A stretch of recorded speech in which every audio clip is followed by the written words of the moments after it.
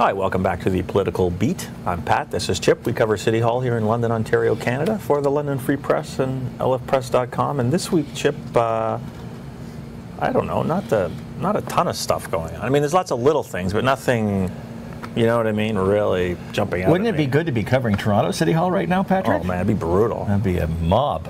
Actually, no, it would be pretty fun, but after like the third week of nonstop, you know, having to be on the doorstep of the mayor's office, you get a little tiresome. Fordamania, yes. Fordamania, 24/7. Right.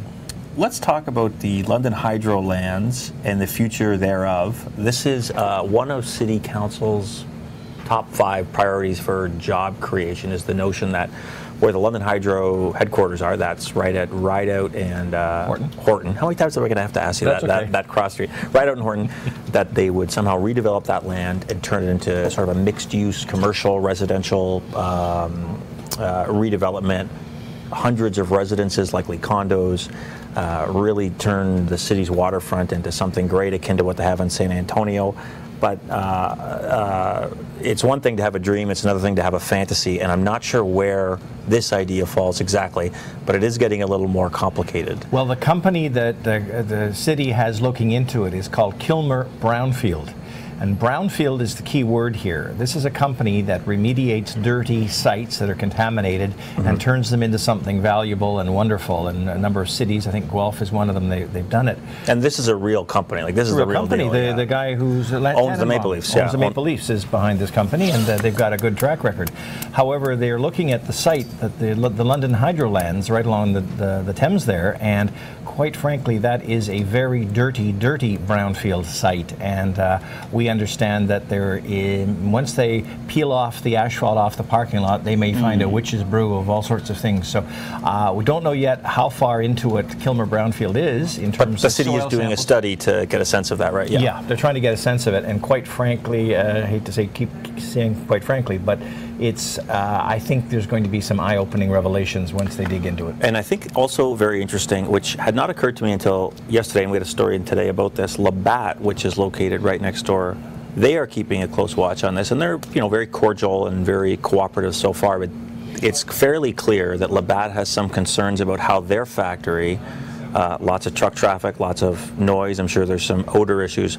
How does that factory, that landmark factory, fit as a neighbor all of a sudden to this massive residential redevelopment? Well, at one point, years and years ago, Labatt was looking at those hydro lands before the PUC and then Hydro fixed all those lands up to the degree they are today.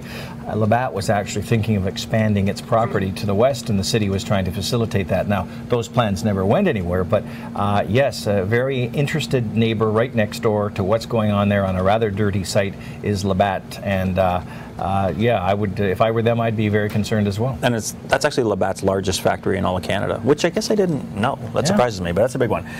So it'll be interesting to see how that unfurls. And the study that the city's doing, it's called a REACH study, and I don't know where that term comes from. Well, it's the reach of the river. They're going up the river, and I think when you establish an area, a border along the river, it's called the reach. That particular section of the river that they study, I believe, that's where they get the term the reach. And I think they go up to the old dam. I don't know. Or to Richmond Street. Anyway, they're going up river a little bit to see the impact this would have.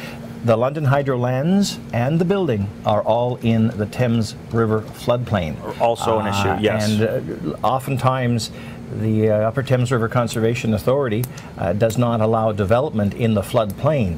There are insurance issues when you develop in the floodplain, because if you get wiped out by a flood, you may not be able to rebuild on that site. So I would think an awful lot of significant expense relating to not only removing the contamination, but making that flood-proof would be significant. And quite frankly, you do that, that's going to change the way the river acts when there's an awful lot of water in it in flood or pre-flood conditions. So they need to understand the impact of changing that site on the river. So that initial study is going to be done in January. And like I said, the idea, it's just kind of, it's such a great idea to turn the river riverfront into something more than just, I don't know, an office building, but is it really possible? I don't know. Well, ideally, the river, which we used as a sewer and as a dump, And when I first came to town many, many years ago, back in the 70s, down around the forks of the Thames were old industrial buildings. It was run down. It was a mess. We've done a wonderful job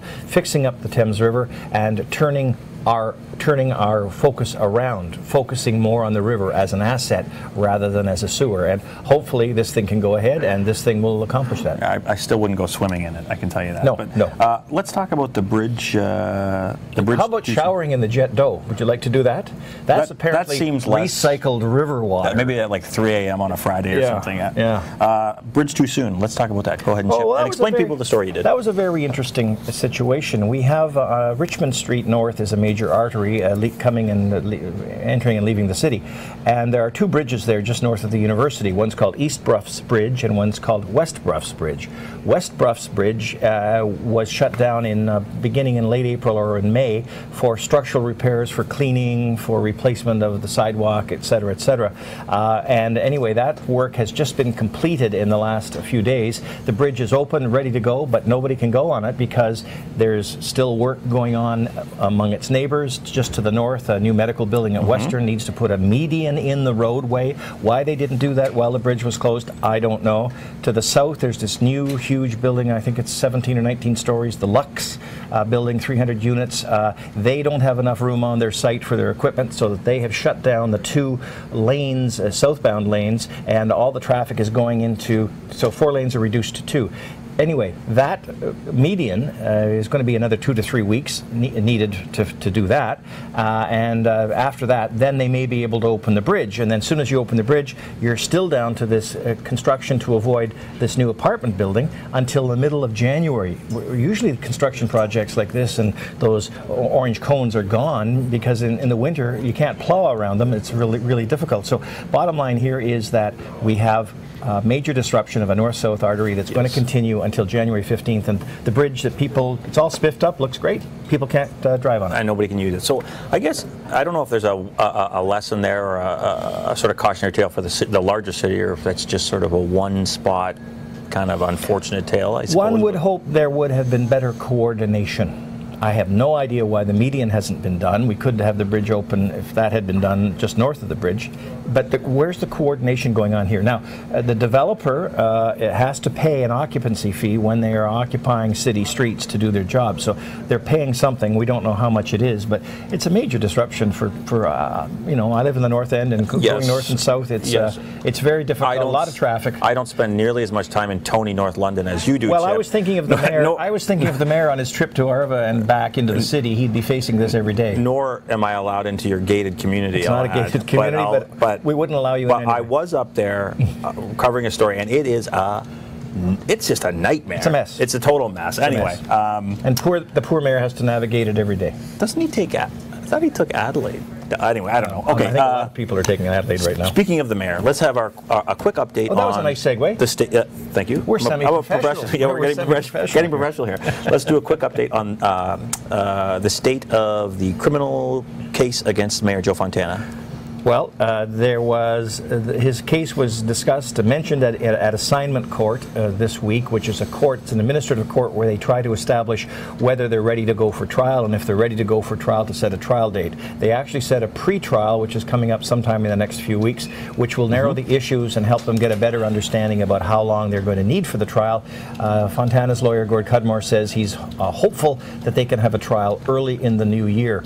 A lot of cases going to trial now that are being sent to trial are not appearing until the fall, so he may have a little bit of a trick to do that, but we'll have to wait and see. And I think I'd heard Mr. Cudmore on Steve Garrison's show, I think it was, talking about the notion of, because I think you can choose, if you're before the courts, you can choose a jury trial or a judge only. Yeah, it'll go judge alone. It'll go judge alone? Oh yeah, no question. I don't. Why would that be no question? It's a fairly straightforward case. As much as a politician would like to go before 12 men and women in order to persuade them, because politicians are always good at persuading people. Yeah, that's what I was thinking. One would think. The problem is with that, those cases take longer to arrange, to get jury panels, to get juries selected.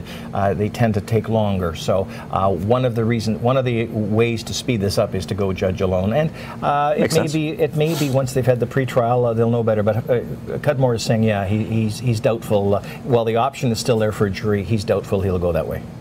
Great. We're done. On behalf of Chip, I'm Pat. Thank you for watching, and join us next time at lfpress.com.